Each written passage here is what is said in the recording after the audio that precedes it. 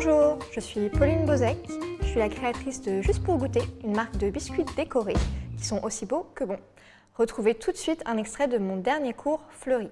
Ça, ce sont les transferts que j'ai faits ce matin, tout à l'heure, avec vous, qui ont eu un petit peu le temps de sécher. Donc comme je vous l'ai dit, c'est mieux si vous les faites la veille, parce que comme ça, ils sont vraiment secs et il n'y a pas de risque de casse au moment de les décoller. Alors là, je ne suis pas certaine que ce soit totalement sec. On va voir ça ensemble. Donc pour les décoller, il faut appuyer en fait en dessous très délicatement avec votre index. Voilà, comme ça. Et avec mon pouce, je viens plier la feuille pour aider le transfert à se décoller. Alors quand c'est sec, ça vient tout seul.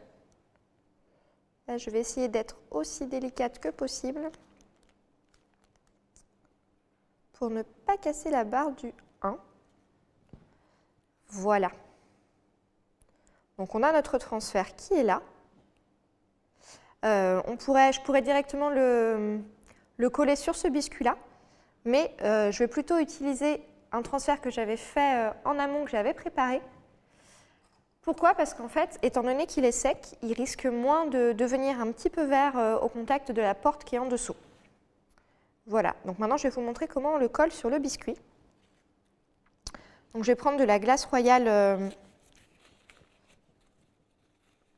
verte ou non, peut-être plutôt jaune.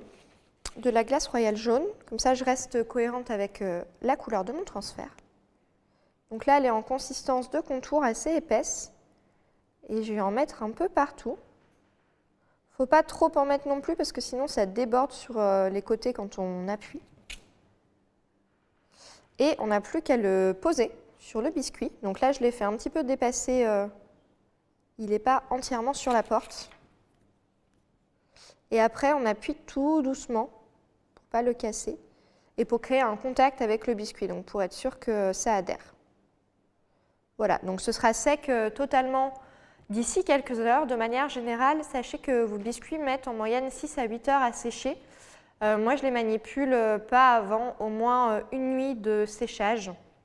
Et je ne les mets pas en sachet non plus avant ce délai-là, parce qu'il y a un risque de casse en fait, ou de déformation. Retrouvez l'intégralité de mon cours sur artesane.com. À bientôt!